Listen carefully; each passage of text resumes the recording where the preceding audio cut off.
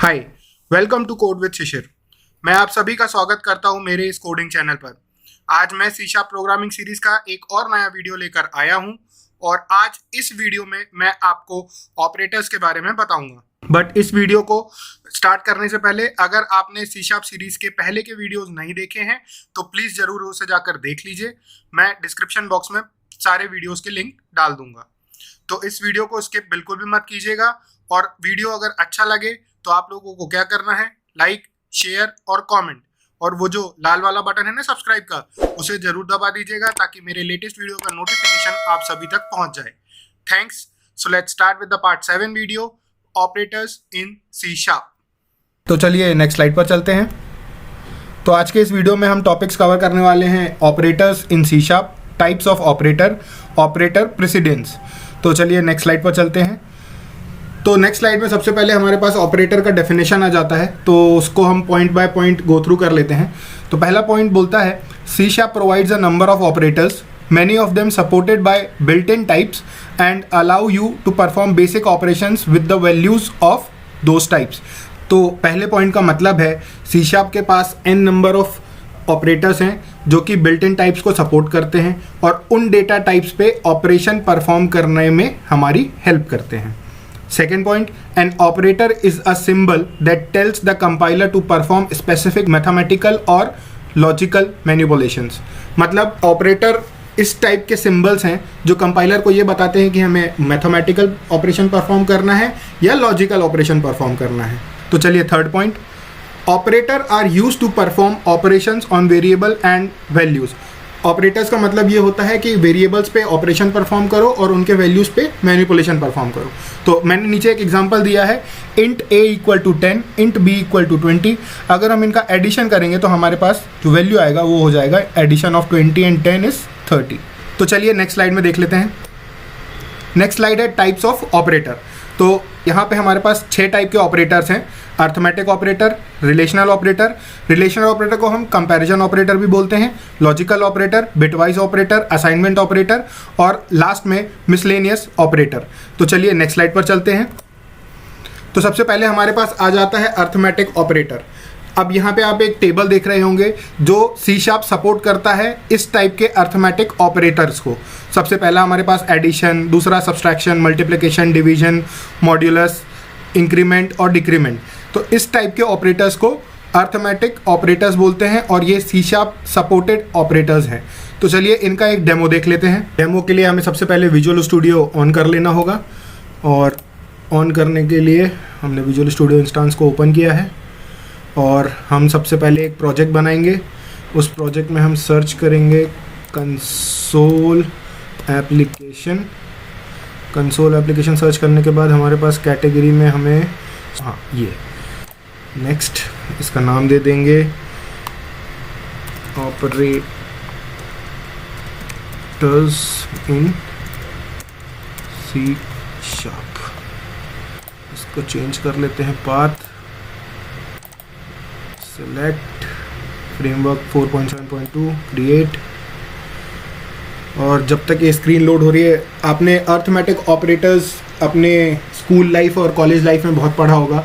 Addition, subtraction, multiplication and division, ये arithmetic operators हैं। तो चलिए विजुअल स्टूडियो लोड हो गया है। जो नेसेसरी की चीज़ें नहीं हैं उनको हम निकाल देते हैं, जब उनकी ज़रूरत लगेगी तो ऐड कर लेंगे। ओके, तो जैसा कि आप देख सकते हैं अब स्क्रीन लोड हो गई है और अब हम सबसे पहले एक प्रोग्राम बनाएंगे अर्थमेटिक ऑपरेशन का। उसके लिए हम एक वेरिएबल डिक्लेयर कर लेते हैं, दूसरा वेरिएबल भी डिक्लेयर कर लेते हैं a b, and this is use to store the value of a b C.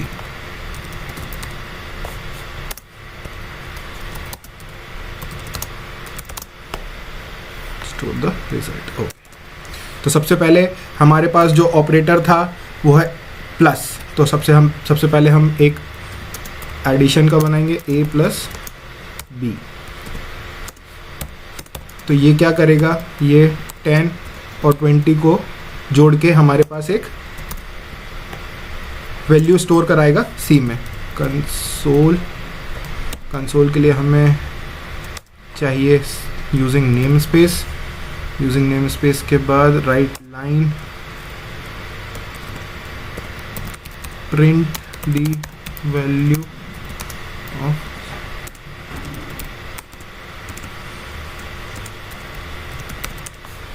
z plus c। Okay, तो चलिए इसी को कॉपी कर लेते हैं, 2-3 बार पेस्ट कर लेते हैं, टाइम बचेगा। Okay, so next is subtraction, उसके बाद multiplication. So next is subtraction, then multiplication, then division, modulo division, percentage is modulo. Okay, तो यहाँ पे हमारे पास माइनस दिखाएगा, यहाँ पे हमारे पास मल्टीप्लाई करके दिखाएगा, यहाँ पे हमें डिवाइड करके बताएगा, यहाँ पे हमें इसका मॉड्यूलो निकाल के बताएगा। ओके, और अब चलिए जो हमारे बाकी के बचे हुए ऑपरेटर्स थे उनको भी यूज़ कर लेते हैं। तो मॉड्यूलो के बाद है इंक्रीमेंटल एंड डिक्रीमेंटल ऑपरेटर। तो इंक्रीमेंटल के लिए हमें सिर्फ एक ही वेरिएबल की ज़रूरत है, तो ए को प्लस करके देखते हैं और बी को माइनस करके देखते हैं।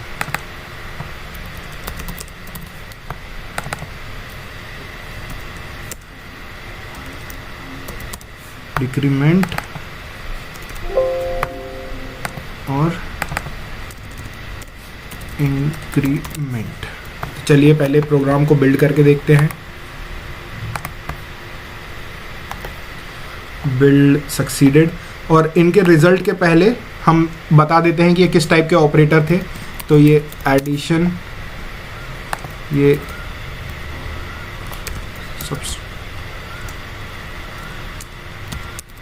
Subtraction, multiplication,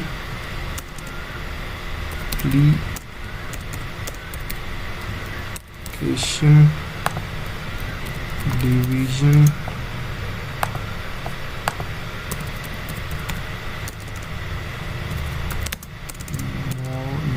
DUELOUS, modulus, increment,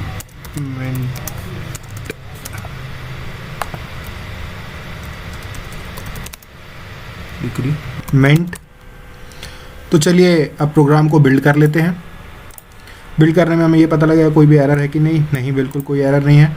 अब प्रोग्राम को रन करके देखते हैं कि इनका वैल्यूज़ क्या क्या है। तो देख सकते हैं आप इनका वैल्यूज़ 30, -10, 200, 0, 10, 11, 9 एज़ पर दी ऑपरेटर्स हमने जो हमने इनके ऊपर ऑपरेशंस परफॉर्म किए थे उनका वैल्यूज़ लेके आया है। तो ये था डेमो अर्थमेटिक ऑपरेटर का। तो चलिए स्लाइड की तरफ चलते हैं, नेक्स्ट स्लाइड कर लेते हैं। रिलेशनल ऑपरेटर, इसको कंपैरिजन ऑपरेटर भी बोलते हैं। आपने पहले भी पढ़ा होगा less than, greater than, less than equal to, greater than equal to. ये ऑपरेटर्स को हम कंपैरिजन ऑपरेटर्स भी कहते हैं। और इसमें equal, equals to, not equal to, greater than, less than, greater than equal to, less than equal to, ये सभी ऑपरेशंस हम परफॉर्म करते हैं। तो यहाँ आप देख रहे हैं, मैंने एग्जांपल दिया, a double equals to b is not true. अगर ए का वैल्यू ट्रू है और बी का वैल्यू फॉल्स है तो पहला वाला ऑपरेशन बिल्कुल 100% राइट है। दूसरा, नॉट इक्वल टू, अगर ए का वैल्यू ट्रू है, नॉट इक्वल टू बी है, दैट मीन्स ट्रू। ऐसे ही सारे ऑपरेशंस हैं। तो चलिए रिलेशनल ऑपरेटर का एक डेमो देख लेते हैं। डेमो के लिए हमें विजुअल स्टूडियो ओपन करना पड़ेगा। तो चलिए विजुअल स्टूडियो ओपन कर लेते हैं और हमारे पास यहाँ पे एक मेन प्रोग्राम है। तो चलिए वैल्यूज़ ले लेते हैं, रैंडम वैल्यूज़, कुछ भी वैल्यूज़ ले लेते हैं। Int a equal to 21, b equal to 10, और अब इन पे हम ऑपरेशंस परफॉर्म करेंगे। तो a इक्वल टू b, अगर ये ट्रू हुआ तो हमें प्रिंट कराना है console.writeLine। इसमें हम प्रिंट करेंगे a is equals to b। अगर ये ऐसे हुआ, अगर ये कंडीशन ट्रू हुई तो else a is not equal to b. ऐसे ही हमने सारे एग्जाम्पल्स बना लेने हैं।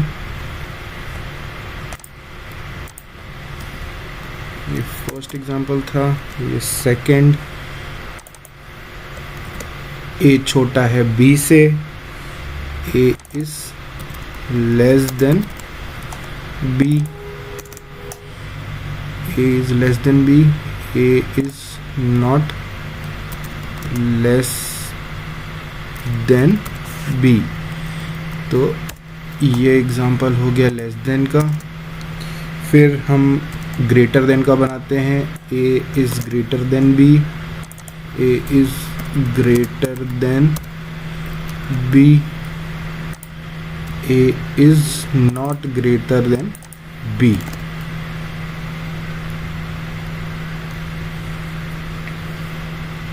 तो चलिए इतना वैल्यूज़ हम प्रिंट कराकर चेक कर लेते हैं। सबसे पहले हम क्या करेंगे, बिल्ड करेंगे। कुछ भी कोड चेंज कीजिए, आप सबसे पहले बिल्ड ज़रूर कीजिए। बिल्ड में आपको ये पता लग जाता है कि कंपाइल टाइम एरर है कि नहीं, ये ज़रूर से ही ये स्टेप करना है। तो चलिए हमारा बिल्ड सक्सीड हो गया, तो रन कर लेते हैं। और जैसा कि आप देख सकते हैं A equal to B, A is not equal to B क्योंकि ए बड़ा है बी से। दूसरा कंडीशन क्या लगाया था, A is less than B, नहीं A is less than B भी नहीं है क्योंकि 21 बड़ा है। A is greater than B, yes A is greater than B, तो ये कंडीशन हमारा ट्रू हो गया। That is why it is printing A is greater than B, जैसा कि आप यहाँ देख सकते हैं। तो ये था डेमो रिलेशनल ऑपरेटर या कंपैरिजन ऑपरेटर का। तो चलिए अब स्क्रीन की तरफ चलते हैं और नेक्स्ट स्लाइड करते हैं। ओके, तो हमारे पास थर्ड है लॉजिकल ऑपरेटर। तो चलिए इसको देख लेते हैं। Following table shows all logical operator supported by C sharp. तो यहाँ जितने भी ऑपरेटर लिस्टेड हैं वो सब सपोर्टेड हैं सी शार्प में, और आपने लॉजिकल ऑपरेटर अपनी कॉलेज लाइफ में भी पढ़ा होगा। तो जैसे कि आपने देखा है यहाँ पे एंड डबल पाइप मतलब और, एक्सक्लेमेशन मार्क मतलब नॉट। तो यहाँ पर एंड का मतलब if both operands are non zero then condition becomes true. अगर दोनों वैल्यू ए और बी दोनों ही अगर नॉन ज़ीरो वैल्यू हैं, मतलब ए का वैल्यू अगर 10 और बी का वैल्यू 20 है, दैट मीन्स ये कंडीशन ट्रू हो जाएगी। अगर नहीं है तो कंडीशन फॉल्स हो जाएगी। पाइप मतलब और, ऑपरेटर का मतलब होता है if any of the two operands is non zero then condition becomes true. मतलब अगर ए की वैल्यू 10 और बी की वैल्यू 0 तो भी ये ट्रू रहेगी। अगर ए का वैल्यू 0 हो या बी का वैल्यू 10 हो तो भी ये ट्रू रहेगी। तो दोनों में से कोई एक भी कंडीशन ट्रू होना चाहिए, तो होल जो अपना कंडीशन है वो ट्रू हो जाएगा। और थर्ड एक्सक्लेमेशन मार्क, अगर सपोज करिए पूरा जो कंडीशन है वो ट्रू है, एक्सक्लेमेशन मार्क उसको हमेशा ही फॉल्स कर देता है। या अगर पूरा ही कंडीशन फॉल्स है और एक्सक्लेमेशन मार्क अगर लगाया है तो पूरा कंडीशन ही ट्रू हो जाता है। अभी मैं थोड़ा टिपिकल साउंड कर रहा हूँ, इसलिए चलिए इसका सबसे पहले हम एक डेमो देखते हैं। तो डेमो के लिए चलिए हमें सबसे पहले विजुअल स्टूडियो ऑन करना होगा, और हमारे पास विजुअल स्टूडियो ऑलरेडी लॉन्च है। तो चलिए अब हम वैल्यूज़ डिफाइन करते हैं। तो यहाँ पे हम ले रहे हैं bool a equal to true and bool b equal to true. हम ये मान के चल रहे हैं कि हमारे दोनों ही वैल्यू ट्रू हैं। तो चलिए अब सबसे पहले a एंड b चेक करते हैं कि इसका वैल्यू क्या आता है, और कंसोल डॉट राइट लाइन में प्रिंट कराएंगे हम लोग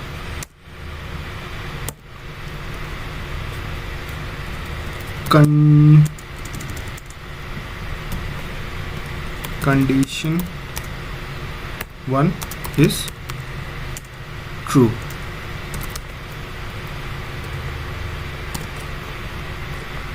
अब सेम इसको ही कॉपी कर लेते हैं,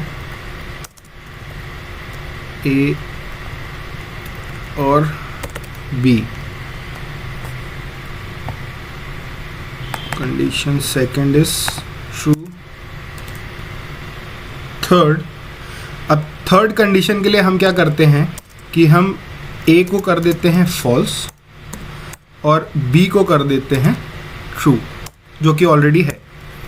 और यहाँ पर हम चेक करते हैं नॉट। तो यहाँ पर हमारे पास क्या आएगा, थर्ड कंडीशन इज ट्रू, और ये एरर दे रहा है। ओके, सो अब ये एक ब्रैकेट की वजह से पूरा एक कंडीशन हो गया, ये एक कंडीशन हो गया, ये एक कंडीशन हो गया। तो चलिए अब इसको प्रिंट करा कर देख लेते हैं, और प्रिंट कराने से पहले हम बिल्ड कर लेते हैं ताकि कोई एरर ना हो। Yes, succeeded. यस, तो तीनों ही कंडीशन ट्रू हैं, ए एंड बी। मतलब क्या ये दोनों वैल्यूज़ ट्रू हैं? हाँ, ट्रू हैं, इसीलिए ये कंडीशन ट्रू हो गई। ए और बी में से कोई एक भी वैल्यू ट्रू है? हाँ, दोनों में से कोई एक वैल्यू ट्रू है, इसलिए ट्रू हो गई। अब हमने क्या किया, यहाँ पे हमने कंडीशन ए को फॉल्स कर दिया और बी को ट्रू कर दिया। तो ये वाला जो ब्लॉक है ये हमको क्या मिलेगा? As a false. But condition already एक एक्सक्लेमेशन मार्क लेके चल रही है, दैट मीन्स वो ये मान के चलती है कि कंडीशन फॉल्स ही आएगी। जो हमारा कंडीशन है इस ब्रैकेट का, उसका जो इवैल्यूएशन है वो आया फॉल्स, क्योंकि ए का वैल्यू फॉल्स था, दोनों वैल्यू फॉल्स नहीं है, इसीलिए पूरे ब्रैकेट का जो वैल्यू है वो फॉल्स हो गया। और बाहर के जो ब्लॉक का एक्सक्लेमेशन मार्क था वो ऑलरेडी फॉल्स है। तो जैसे हम लोग ने मैथ्स पढ़ा है minus minus equal two plus हो जाता है, वैसे यहाँ दो फॉल्स मिलके एक ट्रू हो जाते हैं। दैट इज़ वाई वो कंडीशन अंदर ब्लॉक में गया और उसने प्रिंट किया कंडीशन 3 इज़ ट्रू। तो जैसा कि आप ये स्क्रीन पे देख रहे हैं, और ये था डेमो लॉजिकल ऑपरेटर का। तो चलिए वापस से स्लाइड पर चलते हैं और नेक्स्ट स्लाइड कर लेते हैं। अब है हमारे पास बिटवाइज ऑपरेटर। तो चलिए पहले उसको गो थ्रू कर लेते हैं। Bitwise operator works on bits and perform bit by bit operation. The truth table for and और and XOR are as follow. तो आपने XOR एंड और अपने कॉलेज लाइफ में भी पढ़े होंगे, और यहाँ पे जो बिटवाइज ऑपरेटर का जो डेफिनेशन है वो ये बोलता है कि वो बिट बाय बिट परफॉर्म करता है। तो आपको याद होगा, आपने पढ़ा होगा 1 byte equal to 8 bit, 1 byte equal to 8 bit. Okay, तो सबसे पहले हमें उसको नोटपैड पे समझना पड़ेगा। तो चलिए सबसे पहले नोटपैड ओपन कर लेते हैं, नोटपैड, और यहाँ पे लिखते हैं 1 2 4 8 16 32 128 एंड 256। तो इसको थोड़ा बड़ा कर लेते हैं। ओके, तो आप ये जो नंबर्स देख रहे हैं ये इस फॉर्म में बिट्स बनते हैं। तो ये हो गए 8 बिट, सॉरी 256, ये हो गए 8 बिट, मतलब 1 बाइट। तो अब सपोज करिए अगर हमारे पास एक नंबर है जैसे कि 6, अगर हमें इसका बाइनरी फॉर्मेट निकालना है या बिट फॉर्मेट निकालना है तो कैसे निकालेंगे? हमें क्या करना पड़ेगा, हमें 6 के हिसाब से यहाँ प्लॉटिंग करनी पड़ेगी 0 1 के फॉर्म में। तो क्या 6 हमारा किसके किस में फॉर्म में बन जाएगा? अगर हम देखें तो 4 और एक 2 लगेगा, उसके अलावा सब जो हैं वो 0 हो जाएंगे।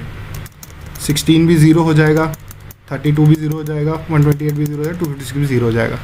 तो 6 को हमने बाइनरी के फॉर्म में कैसे तोड़ा कि 4 को हमें एक 4 लगेगा और एक 2 लगेगा, 0 नहीं लगेगा, 8 नहीं लगेगा, 16 नहीं लगेगा, 32 नहीं लगेगा, 128 नहीं लगेगा और 256 भी नहीं लगेगा, और 1 तो लगेगा ही नहीं। तो 4 + 2 इज़ इक्वल टू 6। तो अगर इसको पढ़ना होगा तो हम लेफ़्ट टू राइट नहीं पढ़ते हैं, हम लोग राइट टू लेफ़्ट पढ़ते हैं। तो इसका फॉर्म कैसे बनेगा? 6 का बाइनरी फॉर्म 0 0 0 0 0 1 1 0। इसका मतलब हुआ वैल्यू 6। तो चलिए अब इसी चीज़ को हम प्रोग्राम में बनाते हैं। उसके लिए हमें विजुअल स्टूडियो ओपन करना होगा, जो कि ऑलरेडी लॉन्च है, और जो कोड था पुराना उसको करते हैं डिलीट। तो सबसे पहले हम एंड ऑपरेटर देखेंगे। तो डिक्लेयर कर लेते हैं int a equal to random number 60, int b equal to 13, ठीक है, और इंट c इक्वल टू 0। इसमें हम लोग वैल्यू स्टोर करेंगे। ओके, तो सबसे पहले हमारे पास क्या था? Int a equal to int c equal to and a and b। तो अब यहाँ पे हमें क्या मिलेगा? सबसे पहले डेफिनेशन पे चलते हैं एंड ऑपरेटर की। Binary and operator copies a bit of the result if it exist in both operands. अगर वो सेम डेटा दोनों ही जगह एग्जिस्ट करता है तो हम उस बिट को कॉपी करेंगे। अब उसको समझते हैं थोड़ा।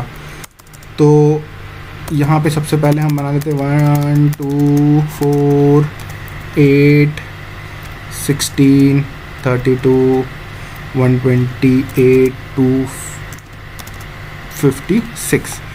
तो सबसे पहले हम लोग प्लॉट किसके लिए करेंगे? ए के लिए करेंगे। ए इक्वल टू 60 था हमारे पास, राइट। तो 60 के लिए प्लॉटिंग कैसे होगी? 60 के लिए बनेगा 0,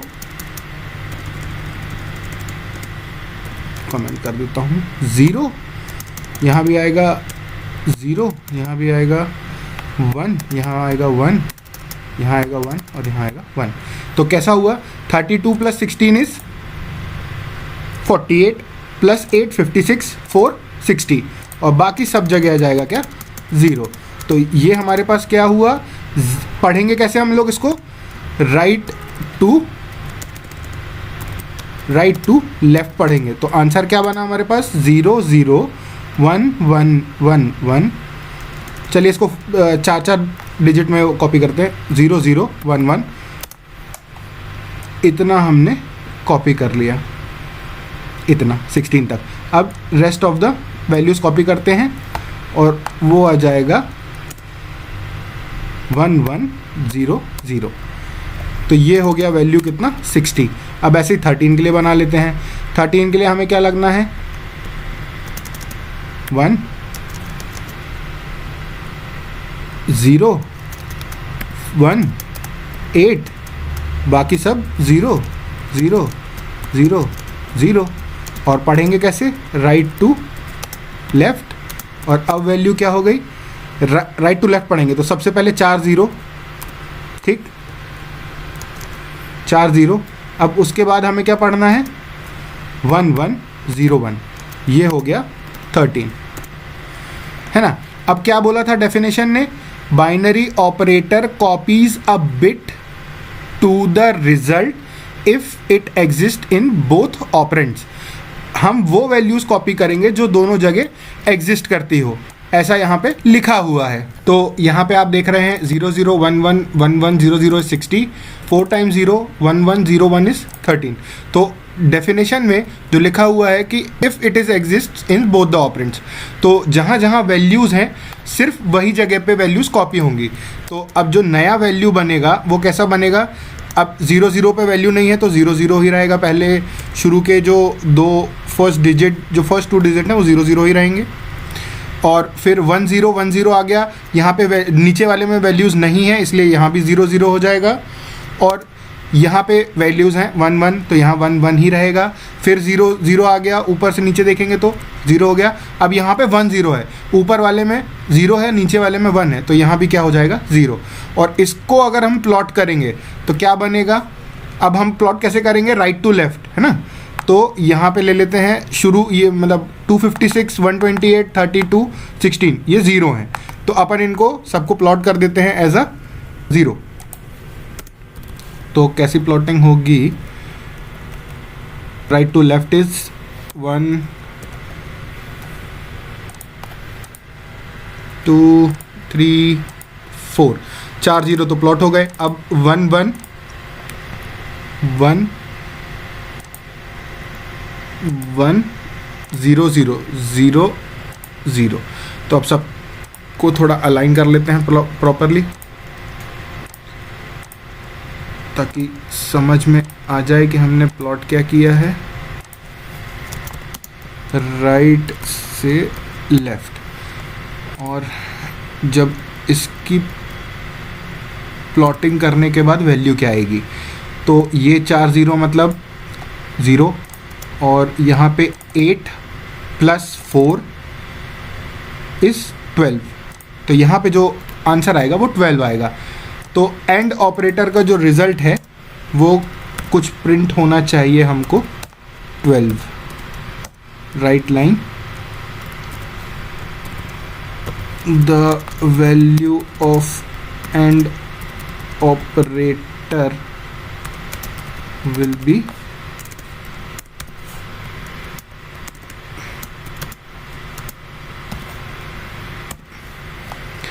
तो इसका आंसर 12 होना चाहिए। तो चलिए इस प्रोग्राम को रन करके सबसे पहले बिल्ड करेंगे, फिर रन करेंगे।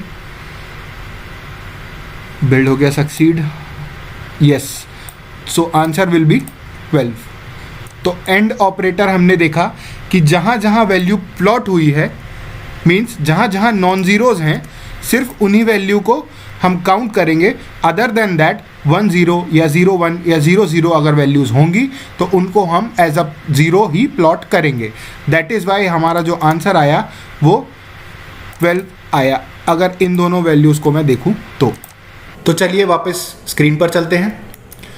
अब है हमारे पास और ऑपरेटर। तो यहाँ पर आप देख सकते हैं उसका डेफिनेशन, बाइनरी और operator copies a bit if it exist in either operands. इसका मतलब ये है कि जहाँ पर भी नॉन ज़ीरो वैल्यू होगी हम उसको कंसीडर करेंगे एज अ 1। तो सेम एग्जांपल ही को लेते हैं और थोड़े से मॉडिफिकेशंस कर लेते हैं। यहाँ पे एंड ऑपरेटर की जगह पाइप या और ऑपरेटर, और OPRATOR और ऑपरेटर। तो सेम एग्जांपल में देखिए यहाँ पे 0 0 1 1 1 1 0 0 और 13 के लिए 4 टाइम्स 0 1 1 0 1। तो अब जो आंसर होगा इसका वो मैं एक्सपेक्ट कर रहा हूँ कि वो होगा जहाँ पे वैल्यूज़ नॉन ज़ीरो हैं। तो यहाँ पे 0 0 मतलब यहाँ पे सेम वैल्यू रहेंगी क्योंकि यहाँ नॉन ज़ीरोज़ वैल्यू नहीं है, यहाँ पे नॉन ज़ीरोज़ वैल्यू है तो 1 1, और यहाँ पे भी वैल्यूज़ एग्जिस्ट करती हैं तो 1 1, यहाँ पे 0 एग्जिस्ट करता है that means non zero is 0, और यहाँ पे 0 1 एग्जिस्ट करता है मतलब 1 नॉन ज़ीरो वैल्यू एग्जिस्ट करता है तो 1। तो अब इसको अगर मैं प्लॉट करूँ राइट टू लेफ्ट तो कैसा बनेगा इसका आंसर? 0 0 1 1 1 1 0 1। इसको थोड़ा सा फॉर्मेट कर लेते हैं और यहाँ पर राइट से लेफ्ट।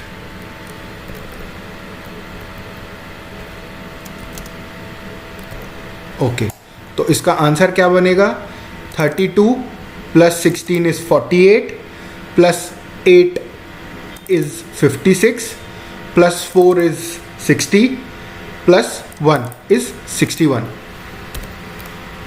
तो मेरे हिसाब से जो और ऑपरेटर का जो वैल्यू आना चाहिए वो 61 होगा। तो चलिए इस प्रोग्राम को रन करके देखते हैं। और यस, आंसर इज 61 जैसा कि आप स्क्रीन पर देख रहे हैं। तो इसके डेफिनेशन के हिसाब से जहाँ पर भी वैल्यू एग्जिस्ट करता है हम सिर्फ उन्हीं वैल्यूज़ को 1 मानेंगे, बाकी सारे वैल्यूज़ जो हैं वो एज अ 0 कंसीडर होंगे। इसीलिए हमको आंसर मिला 61। तो अब थर्ड पॉइंट देखते हैं, एक्सऑर ऑपरेटर। तो इसका डेफिनेशन बोलता है binary XOR operator copies the bit if it is set in one operand but not both.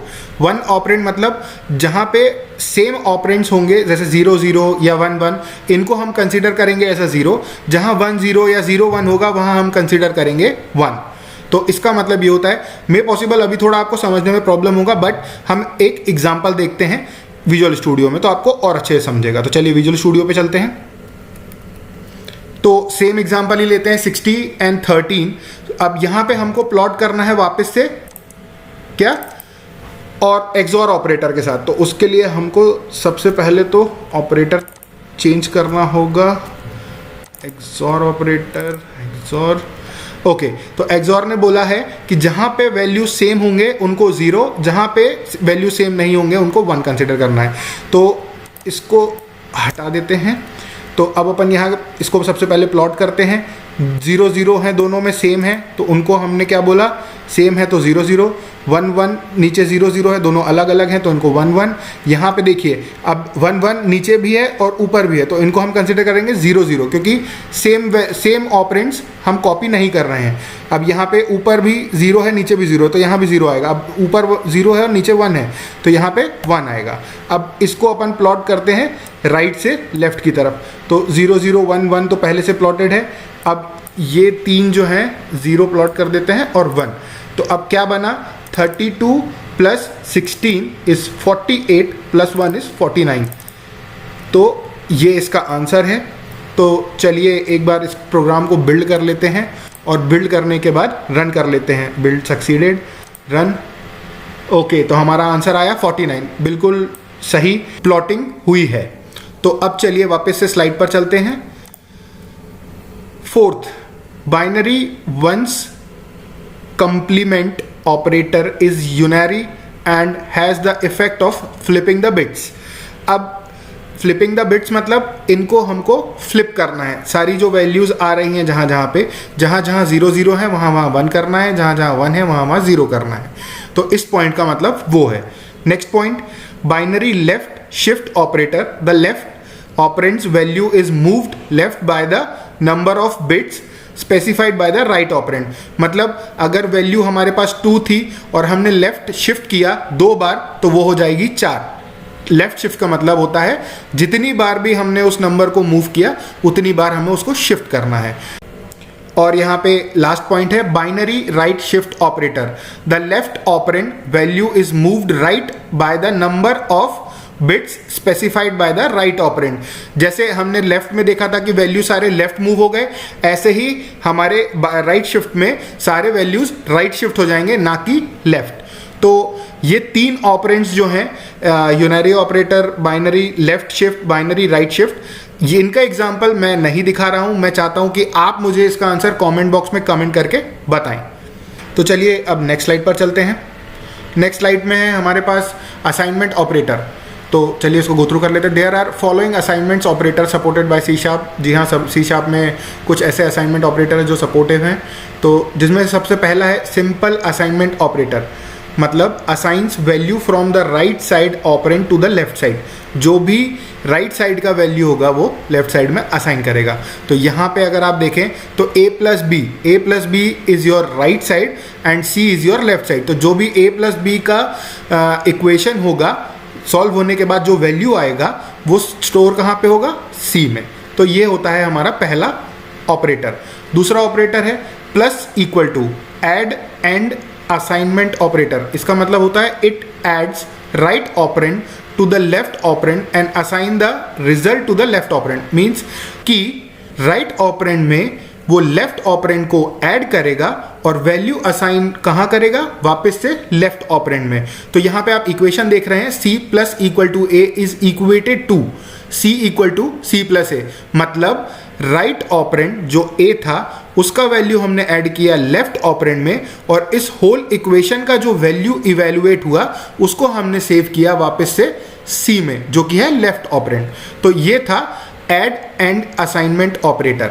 अब हम चलते हैं तीसरे पॉइंट की तरफ, subtract and assignment operator. It subtracts the right operand from the left and assign back to the left operand. Vice versa, c minus equal to a is equated to c equal to c minus a। अभी हमने क्या देखा था, इसके पहले वहां पे addition हो रहा था, अब यहाँ पे सब्सट्रैक्शन होगा। मतलब c में से हम a को माइनस कर देंगे और जो वैल्यू आएगा वो वापस से लेफ्ट ऑपरेंड में सेव कर देंगे। अब चलिए फोर्थ पॉइंट देख लेते हैं, multiply and assignment operator. It multiplies right operand with the left operand and assign back to the left operand. मतलब राइट ऑपरेंड मतलब a, लेफ्ट ऑपरेंड मतलब c। a को c में मल्टीप्लाई करके जो भी उनका वैल्यू होगा वो वापस से c में सेव कर देना। It's called multiply and assignment operator. अब आता है fifth point, divide and assignment operator. It divides the left operand with the right operand and assign the result to the left operand. मतलब a is your right operand and c is your left operand. जो भी value होगा a और c का, हम सी में ए को divide करेंगे और जो भी वैल्यू आएगा वो हम सी में सेव करेंगे। तो ये था असाइनमेंट ऑपरेटर। और चलिए अब इसका एक डेमो देख लेते हैं जो मैंने ऑलरेडी प्रिपेयर करके रखा हुआ है। तो यहाँ पे आप देख सकते हैं int A equal to 21 and C हम सारे असाइनमेंट्स ऑपरेटर के रिजल्ट जो हैं सेव करेंगे। तो चलिए सबसे पहले इसको बिल्ड कर लेते हैं। यस, बिल्ड इज सक्सीडेड, तो रन कर लेते हैं और ये आ गए हैं सबके वैल्यूज़। सिंपल असाइनमेंट में देखिए जो वैल्यू ए का था वो मैंने सी में असाइन कर दिया, जो भी वैल्यू राइट का था वो सी में लेफ्ट ऑपरेंड में सेव कर दिया, तो 21। फिर आया क्या, सी प्लस इक्वल टू ए मतलब 42। सबसे हमने क्या पढ़ा था ऐड ऑपरेटर के बारे में कि जो भी वैल्यू होगा राइट ऑपरेंड का उसको हम सबसे पहले ऐड कहाँ करेंगे, सी में। तो अभी हमने सी को कुछ इनिशियलाइजेशन नहीं दिया, ऊपर वाले ऑपरेशन से हमें उसका वैल्यू मिल गया 21। तो 21 plus 21 is equal to 42, that is why यहाँ पे वो 42 दिखा रहा है। अब सी का वैल्यू जो है वो इनिशियलाइज हो गया 42 से। नीचे वाले सब्सट्रैक्शन में ऑपरेशन में हमने क्या देखा था कि जो वैल्यू हो राइट का उसमें से आप लेफ्ट को माइनस कर दीजिए और जो भी वैल्यू आएगा उसको लेफ्ट में सेव कर दीजिएगा। तो 42 माइनस 21 इज अगेन 21। अब यहाँ पे सी का वैल्यू अपडेट हो गया, वो हो गया 21। ओके, अब जो next multiply and assignment operator है उसमें जो भी वैल्यू था सी का और ए का, उन दोनों को मल्टीप्लाई करके जो भी हमारे पास इक्वेशन वैल्यू आता वो होता 441, वो हमने सी में सेव कर लिया। अब नेक्स्ट जो लास्ट वाला था डिवाइड एंड असाइनमेंट ऑपरेटर, उसमें हमने क्या देखा, जो भी वैल्यू सी का था उससे हमने ए को डिवाइड किया और जो वैल्यू आया वो हमने सी में सेव कर दिया। मतलब सी का वैल्यू अभी क्या हो गया था 441, तो ए का वैल्यू क्या था 21। 441 divided by 21 is equal to 21। तो ये था हमारा असाइनमेंट ऑपरेटर। तो चलिए अब नेक्स्ट स्लाइड की तरफ चलते हैं। अब है हमारे पास miscellaneous operators. There are few other important operators including size of, type of and ternary operator supported by C sharp. तो यहाँ पे हमारे पास दो टाइप के मिसलेनियस ऑपरेटर्स हैं, और भी हैं, बट मैंने अभी इन्हीं दोनों को ज़रूरी समझा बताना क्योंकि वीडियो वैसे भी बहुत लंबा बढ़ गया है, तो अभी यही दो लेते हैं। तो सबसे पहले है कंडीशनल एक्सप्रेशन, इसको हम टर्नरी ऑपरेटर भी बोलते हैं, इसका भी हम एग्जांपल देखेंगे। And there is a operator called is, determine whether an object is a certain type. इसका एग्जांपल अगर देखें, if Ford is a car, checks if Ford is a car और नॉट। चलिए अब इस ऑपरेटर का भी एक डेमो देख लेते हैं जो कि मैंने पहले से बना के रखा हुआ है। तो विजुअल स्टूडियो की तरफ चलते हैं। Int a equal to 10 and c is for storing the results. तो यहाँ सबसे पहले आप देख रहे हैं कि हमने एक कंडीशनल और टर्नरी ऑपरेटर बनाया है जहाँ पे हमने लिखा है c इक्वल टू, एक कंडीशन अप्लाई करी है जिसका मतलब है a इक्वल टू 1। क्या a 1 के बराबर है? अगर हाँ तो 20 रिटर्न करो, नहीं तो 30 रिटर्न करो।